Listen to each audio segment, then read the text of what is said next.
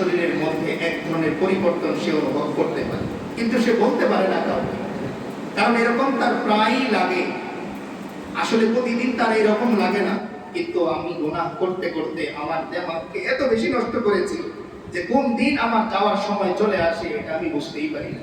রাসূল করিম সাল্লাল্লাহু আলাইহি ওয়াসাল্লাম যেদিন ইন্তেকাল করলেন, ওই দিনের পুরো অবস্থাটাই সাহাবায়ে কেরামের কাছে সন্দেহজনক ছিল। অনেকেই অনুভব করেছিলেন যে হয়তো রাসূল করিম সাল্লাল্লাহু আলাইহি ওয়াসাল্লাম আমাদেরকে ছেড়ে যাবেন। তো দুই নাম্বার ধাপ হচ্ছে যে মানুষটা কি করতে থাকে, অনুভব করতে থাকে, বলতে পারে না কাউকে যে সে যে চলে যাবে। এক ধরনের অস্থিরতা, এটা মুমিন হোক কাফের হোক সবার মধ্যেই শরীরের মধ্যে এক ধরনের পরিবর্তন, অস্থিরতা সে অনুভব করবে। তিন নাম্বার ধাপ, তার রোগের মধ্যে ইফেক্ট করা শুরু হবে। এটাকে তারাকি বলা হয়। শব্দটা কি?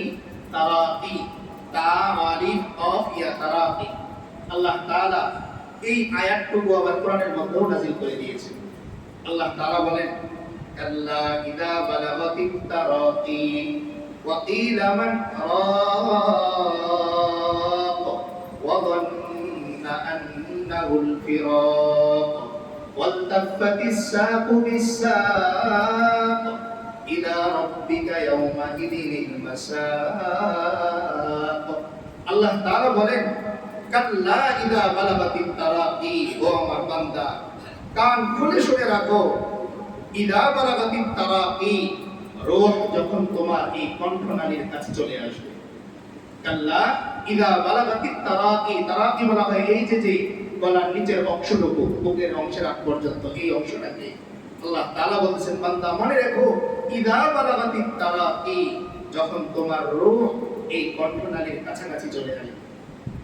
ওয়া কিলা মান রাক, তোমার আশপাশের মানুষগুলো বলতে থাকবে, মান রাক, কে তাকে ফু দিবে, কে তাকে চিকিৎসা করবে। অর্থাৎ এই যে ডাক্তারে নিয়ে যাওয়ার জন্য যে পরিস্থিতিটা তৈরি হয়, এটার কথাও আল্লাহ তাআলা কোরআনে বলে দিচ্ছেন। ওয়া কিলা মান রাক, তার আশপাশের মানুষগুলো বলতে থাকবে, মান রাক, কে তাকে চিকিৎসা করবে, কোথায় তাকে নিয়ে যাব, কোন হসপিটালে তাকে ভর্তি করব, সেই মানুষটা কিন্তু অনুভব করে। এজন্য দেখবেন অনেকে বলেও এটা মৃত্যুর আগ মুহূর্তে যে বাবা আমাকে হসপিটালে নিও না, আমার সময় হয়ে গেছে। এটাই এই অবস্থা যে ওয়াকিল আমান রাক। তখন আল্লাহ তাআলা পরের আয়াতে বলতেছেন, ওয়াজান্না আন্নাহুল ফিরাক, তখন আমার ওই বান্দা বুঝতে পারে আজকে তার বিচ্ছেদের দিন। ওয়াজান্না, আল্লাহ বলতেছেন যে আমার ওই বান্দা তখন ধারণা করে ফেলে, আন্নাহুল ফিরাক, আজকে তার পরিবারের সাথে তার বিচ্ছেদ হয়ে যাবে, তার সন্তানের সাথে তার বিচ্ছেদ হয়ে যাবে, তার বাবার সাথে তার বিচ্ছেদ হয়ে যাবে। ওয়াজান্না আন্নাহুল ফিরাক। এরপরের অবস্থা আল্লাহ বলতেছেন, ওয়ালতাফাতিস সাকু বিস-সাক, আমার বান্দার এক পা আরেক পায়ের সাথে মিলে যায়। মৃত্যুর আগ মুহূর্তে দেখবেন পা অনেক সময় কি করে থামায়। আল্লাহ তাআলা এটার কথাও বলে দিচ্ছেন কোরআনের মধ্যে যে বান্দার অবস্থাটা কেমন হয়। ওয়ালতাফাতিস সাকু বিস-সাক, এক পায়ের গোছা আরেক পায়ের গোছার সাথে বান্দার মিলে যায়। ইলা রাব্বিকা ইয়াওমাইযিনিল মাসাক, বান্দা তখন আল্লাহ বলতেছেন যে আমার ওই বান্দা তার রবের দিকে আপন গতিতে সে ছুটতে থাকে। এ হচ্ছে তিন নাম্বার ধাপ। এরপরের যে ধাপ সেটাকে বলে হুলকুম, হা লাম কফ ওয়াও মিম, হুলকুম। এটাকে বলা হয় যে বা কেউ বলছে উপরে, নিচে বা উপরে।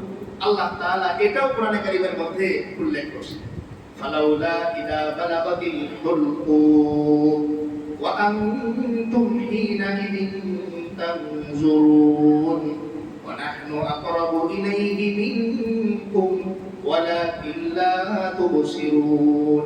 আল্লাহ তাআলা বলেন আমার বান্দার রূহ যখন গলার কাছাকাছি চলে আসে, কণ্ঠনালীর কাছাকাছি চলে আসে, ওয়া আনতুম হিনাইযিন তানজুরুন, আল্লাহ বলতেছেন বান্দা তার এই অবস্থাটা নিজের চোখে দেখতে থাকে।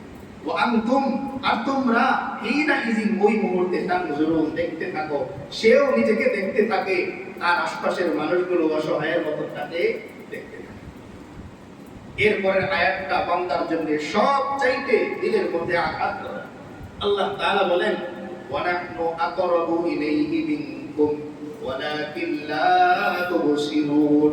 আল্লাহ তাআলা বলেন, ও পৃথিবীর মানুষ, তোমার বাবার ইন্তেকালের সময় তুমি তোমার বাবাকে যত কাছে থেকে দেখলে, ওয়া নাহনু আকরাবু ইলাইহি মিনকুম, আমি আল্লাহ তোমার বাবার কাছে তোমার থেকেও আরো অনেক কাছে ছিলাম।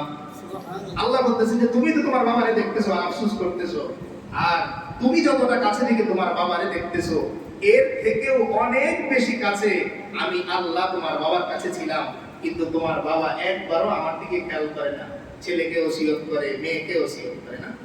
আল্লাহ তাআলা এই পরিস্থিতির কথা বলতেছেন, ওয়া নাহনু আকরাবু ইলাইহি, এই ইলাইহি মানে তার কাছে, ওই মুমূর্ষ ব্যক্তির কাছে আমি আল্লাহ, তোমরা যে এতজন মানুষ উপস্থিত থেকে তার মৃত্যু দেখতেছো এর থেকে অনেক কাছে আমি আল্লাহ ছিলাম, কিন্তু ওয়ালাকিন লা তুবসিরুন, না তোমরা না ওই মুমূর্ষ ব্যক্তিটা আমার দিকে একটু খেয়াল করো। এটা হচ্ছে 4 নম্বর স্তর। 5ম স্তরে আজরাইল আলাইহিস সালাম ওই বান্দার কাছে চলে আসেন। এখন কবজের সময়। এই মুহূর্তটা প্রতিটা মানুষ যদি সে নেককার হয়, সে বুঝতে পারে যে আমার ঠিকানা কোন দিকে হবে, সে অনুভব করতে পারে। আর যদি সে জাহান্নামী হয়, সেও কিছুটা অনুভব করতে পারে যে এতদিন পর্যন্ত যা করেছি আজকে এটা বুঝে পাওয়ার সময়। যেদিন রেজাল্ট দিবেন ওই দিন তার তারিখ জানা থাকুক আর না থাকুক, পরীক্ষা শেষ হবার পর থেকেই যে ভালো পরীক্ষা দিয়েছে তার মনের মধ্যে আনন্দ কাজ করতে থাকে, আর যার পরীক্ষা খারাপ হয়েছে তার কাছে প্রতিদিনই মনে হয় আজকে হয়তো রেজাল্ট দিয়েছে।